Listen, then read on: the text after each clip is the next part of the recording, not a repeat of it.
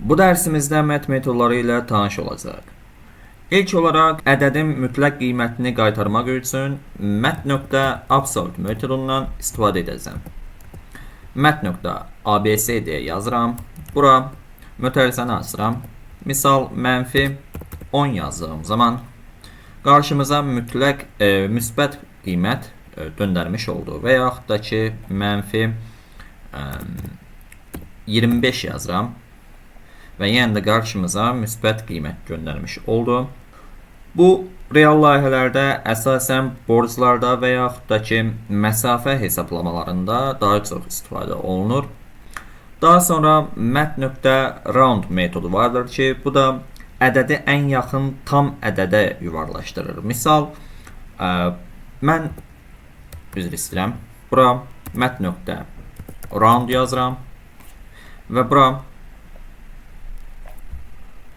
5.6 yazıram.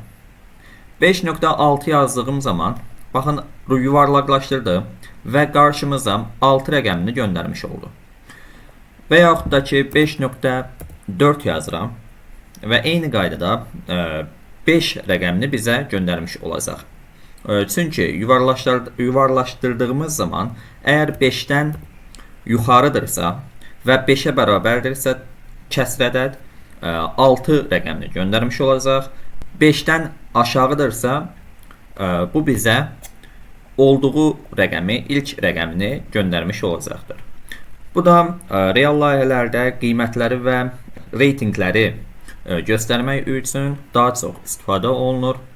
Ədədi yuxarı tam ədədə yuvarlaşdırmaq üçün, yəni mən bura mat.sale yazdığım zaman və bura misal 4.2 yazıram. Baxın 4.2 olmasına rəğmən mənə 5 cavabını göndərmiş oldu və yaxud da ki 4.02 yazdığım zaman yenə də eyni qaydada 5 rəqəmini göndərmiş olacaq. Çünki mən mat.sale metodundan istifadə edərək ədədin yuxarı tam ədədə yuvarlaşdırmağını istədim. Və bu da mənə 5 rəqəmini göndərmiş oldu.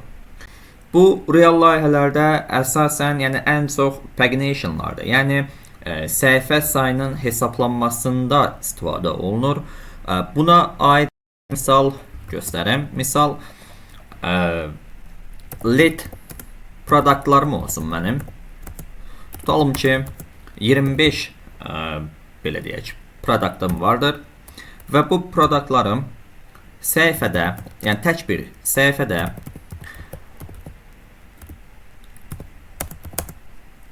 on dənə göstərsin və bunu console.logda yazım və mat.sale metodundan istifadə edərək product'ı bölürəm per page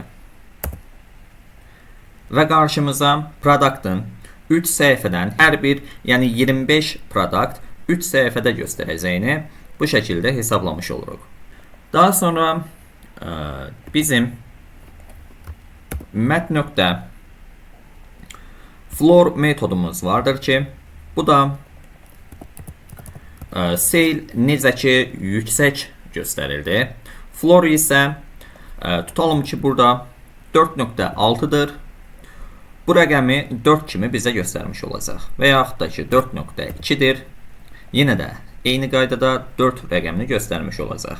Çünki ədədi aşağı tam ədədə yuvarlaqlaşdırır. Daha sonra bizim max metodumuz vardır ki, mat.max yazdığım zaman rəqəmlər arasındakı ən böyük rəqəmi göstərmiş olur. Misal 4,2,66. Baxın burada maksimum qiymət olaraq 66 rəqəmini göstərmiş oldu. Bunun əksi minimum vardır ki, bu da ən kiçik rəqəmi göstərmiş olacaqdır. Bizə də 2 rəqəmini göndərmiş oldu. Daha sonra rəqəmin üst qiymətini hesablamaq üçün mən burada po metodundan istifadə edəcəm. Misal 4 üstü 2 yazmaq istəsəm Baxın bu şəkildə 4,2 yazıram və bizə qarşımıza bir dənə mütərizə qoyuruq və qarşımıza 16 rəqəmini göndərmiş oldu. Yəni 4-ün kvadratı şəklində göstərmiş olduq və yaxud da ki 4-ün kubu şəklində göstərmiş olanda 64 rəqəmini göstərmiş olacaq. Yəni üst alma əməliyyatını PO metodu ilə həyata keçiririk. Kvadrat kök tapmaq üçün isə mat.square metodundan istifadə edirik. Bu şəkildə yazılır və misal sadəcə 4 yazdığım zaman 2 rəqəmini bizə göstərmiş olacaq, çünki 4-ün yarısı 2-ni vermiş olacaqdır və yaxud da ki 16 yazdığım zaman 4 rəqəmini burada görmüş olacaq. Kub hesablamaq üçün isə, yəni kub kökünü hesablamaq üçün kub rootdan istifadə edəcəyik. Qısa olaraq bu şəkildə yazılır və 27 yazdığım zaman qarşımıza 3 cavabını, rəqəmini görmüş olacaq. Çünki 3 üstü 3 27-yə bərabərdir. Və mat metodları ümumiyyətlə ən çox istifadə olunan metodlardan biridir.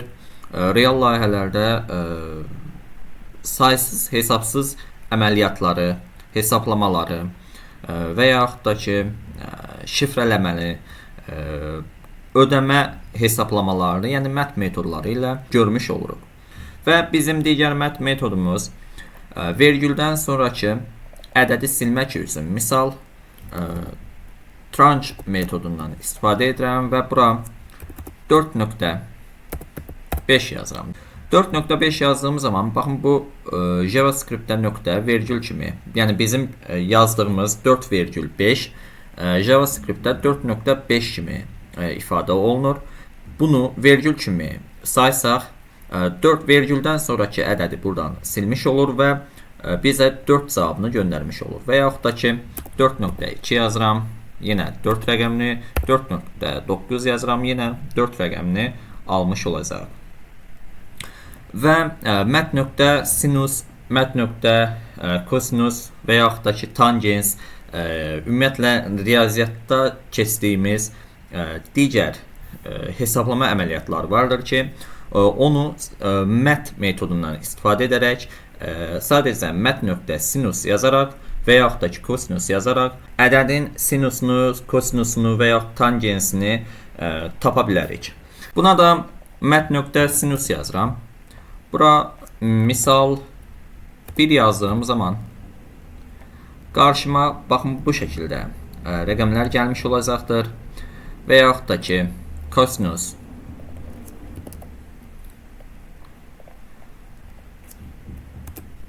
altı yazdığım zaman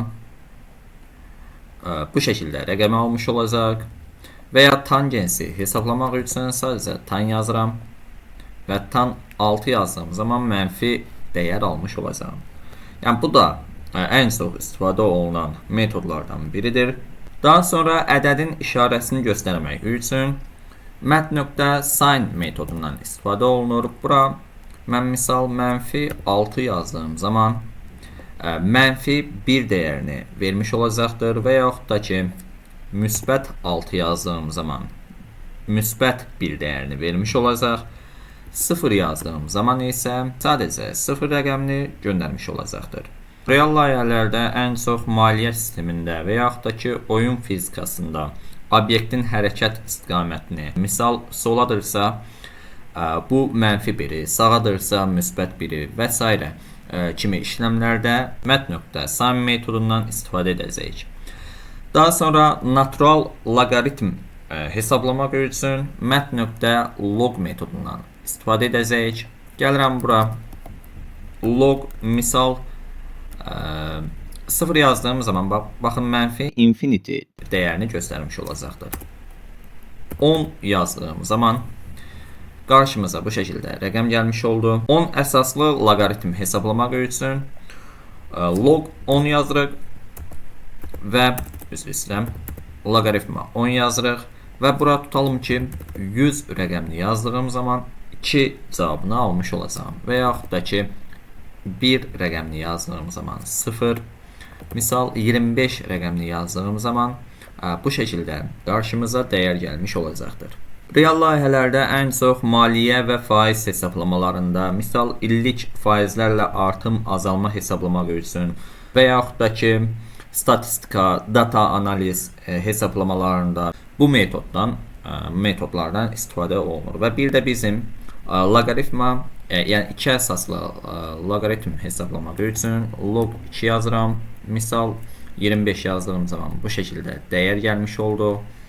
Və yaxud da ki 100 yazdığım zaman isə qarşımıza belə dəyərlər gəlmiş olacaqdır. Və real layihələrdə ən çox istifadə olunan metodlardan biri də random rəqəmləri almaq üçün mat.random metodundan istifadə edəcəyik. Misal, bura mat.random yazıram və tutalım ki, 1 yazdığım zaman qarşımızda 0.3 və digər rəqəmlərdə nəzər yetirsəz, bu şəkildə dəyəri almış olacaq və yenə eyni qaydada baxın, siz bu rəqəmə baxın, yeniləyirəm. Baxın, dəyişdi. 0.30 oldu. Yenə dəyişirəm. 0.2 oldu. Yəni bu qarışıq, belə deyək, rəqəmləri bizə göndərmiş olacaqdır. Real layihələrdə ən çox random ID və token yaratmaq üçün istifadə olunur. Misal şifrələmədə, ID-lərdə belə deyək, random metodundan istifadə edilir. Və yaxud da ki, random hər hansısa bir rəng və ya dizayn yaratmaq üçün istifadə olunur. Oyunlarda və təsadüfi davranışlarda mat.random metodundan istifadə olunur. Misal kart oyununda, zər atmaqda və ya döyüş oyunlarında misal düşmənlərin hərəkət etməsini mat.random metodundan istifadə edərək reallaşdıra bilərik. Bu dərsimizdən də bu qədər. Mat metodlarından deyəcəklərim bu qədər. Dediyim kimi, əgər izah etmədiyim digər metodlar varsa, Mozilla'dan mat metodları haqqında daha çox bilgi əldə edə bilərsiniz. Bu dərsimizdən də bu qədər. Gələn növbəti dərslərimizdə görüşənə qədər özünüzə yaxşı baxın. Hələlik.